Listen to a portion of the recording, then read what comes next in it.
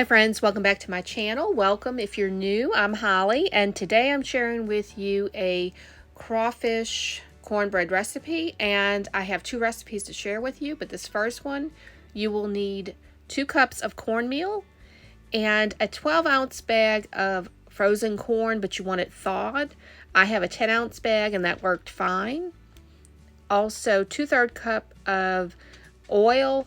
You can use vegetable oil or canola oil, and that is what I'm using. 1 onion, and you want that to be chopped up really fine. It calls for 4 ounces of jalapenos. Since my grandson is going to be eating this, I chose to just use some green bell pepper instead, and I just chopped up a little bit to put in it. Also 1 teaspoon of salt, 1 teaspoon of baking soda, 1/4 of a teaspoon of some Cajun seasoning. And for us, for him, that won't be too much seasoning. 6 eggs. You need an 8-ounce block of cheddar cheese, and it's best if you can shred it yourself. Also, 2 cups of frozen crawfish, and this is the one that I usually buy. This is local to us. It is Louisiana Select. It's a product of the USA. It's certified Cajun. Walmart has one, I believe it is called Riceland, and it is also a Louisiana product that's certified Cajun and is a product of the USA. So you can look for that one at Walmart. But the first thing you will do is take a large bowl, and make sure you have a large bowl for this because it does have a lot that you have to mix up. So mix the cornmeal, the oil, and the eggs. And I usually like to, just break the eggs up just a little bit, so that way, it's just easier to mix everything together. So once I get that fully kind of incorporated a little bit more, the next thing I'm going to do is add the corn. And mine was not completely thawed, but it was thawed enough because it's going to go in the oven anyway. So I add the onions, and then I added the bell pepper, but add the jalapenos if you want to add that. Thoroughly mix it together.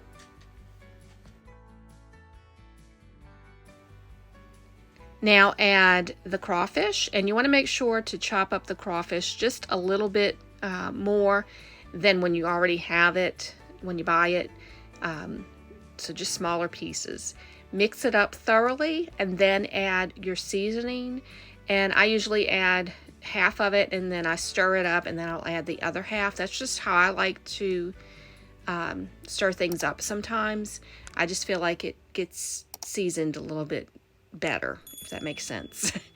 But I just, thoroughly mix this up, and that's why I said you need a large bowl, otherwise things will, start to fall out of it. And I do add a little bit more, I do add pepper to this because I feel like it just needed a little bit more seasoning. So just depending on what seasonings you like, you can add whatever you want to it that will go well with crawfish. For us, Cajun seasonings are usually what we like. Then I add half of the cheddar cheese that I shredded, and I do half at first, mix it in, and then I'll add the other half. Same reasoning, it's just easier to mix because this does get thick. So when you add everything at one time, it's just not as, easy to mix everything up. So then I go ahead and add the rest of it, and then I'm going to mix it in.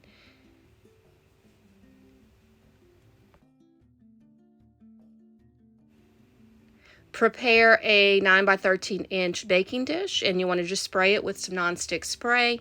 Then put the crawfish mixture into that, and then just spread it out as evenly as you can on top. And then once you have that done, you're going to put this in the oven on 350 for about 45 to 50 minutes. And when it comes out of the oven, it's going to have a nice brown top to it. And just once it's done, you plate it up. And this is what it looks like on the plate. Really delicious. We love crawfish where I'm from in Louisiana. That's just, something we enjoy. Any type of seafood, whether it's crawfish, shrimp, crabs, anything like that, fish. So this is one of those easy recipes that you can make, and it is very filling. So we really did enjoy it. My grandson actually ate this up. He really enjoyed it as well. And this next recipe is a different take on dirty rice. And I'm going to leave the link to the recipe that I found on Pinterest for this one in the description box below, as well as the crawfish cornbread. That recipe will be linked down below as well. But this one's super easy, and you're just adding a few things to it. But you need 2 cups of cooked chicken, and I made that on my little electric grill and just seasoned it up and cut it up into little bite-sized pieces. I have the Zatarain's dirty rice, and that's just an 8-ounce box, and that worked perfectly for this. You will also, it's the crispy fried onions. It called for a smaller container. I just had the large one. And you do want to use the unsalted cream of chicken soup for this. I wasn't sure about it in the recipe. I was like, oh, I'm not sure. But that dirty rice has sodium in it as well. So does the onions. So definitely I would say use the unsalted version of this cream of chicken soup. And 1 cup of sour cream and 1 cup of Parmesan cheese. That also has sodium. So does the sausage. And I'm just using a pound of smoked sausage for it. And I just cut them up into smaller bite-sized pieces. But make sure you have a large enough pan for this. So the first thing I did was just brown that sausage. And I'm going to add, it's just basically water. Just follow the instructions on the box. I'm going to add 2.5 cups of water to this. And then I'm going to add the rice with the seasonings in that little packet that it comes with. And just mix it in really well. You want to get that, seasoning, kind of dissolved in there. But all you're going to do, like I said, is follow the directions on the box. And basically, you just bring this to a boil. And then once it reaches, that boiling point, turn it down to simmer. And you will just put the lid on it and let that cook just as it would normally cook. And normally you would add ground beef to this, but we're doing a little different. And I'm going to leave that recipe down below. But then add your chicken and make sure it's cooked. And then just mix it in to the rice.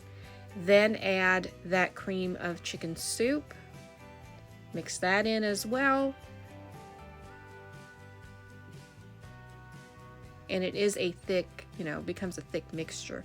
So basically we're going to make this into a casserole. But then add that Parmesan cheese.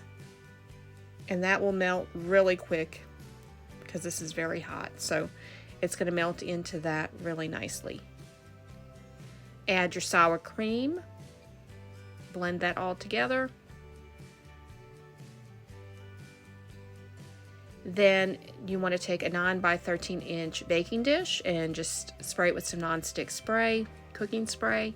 Then level that off in the pan. And then you're going to take the fried onions, and I just crush them up in my hands and then, sprinkle them on top.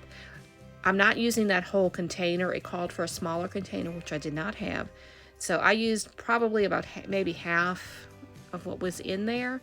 And depending on how much you use, this will also add to the salt content, so be aware of that. So, like I said, I just used enough just to cover the top. Put it in the oven on 350 and baked it for about between 25 and 30 minutes, but I think I baked mine for about 25. And this is what it looks like when it comes out of the oven. And I did put a little bit of foil over it halfway through so it wouldn't burn the onions too much. But this is what it looks like plated, and it was really delicious. So it's a little different than just regular dirty rice with the ground beef. So this had nice flavor to it. Had some broccoli with it, so that rounded out the meal. You can have bread if you want with this as well, garlic bread or something like that. But this was perfect for us, and we enjoyed it. So I'm going to leave that recipe down below in the description box. Both recipes will be there if you're interested in any of these. But if you enjoyed this video, please give it a thumbs up. If you're interested in seeing more like it, please click that subscribe button and the notification bell. That will notify you when I post new videos.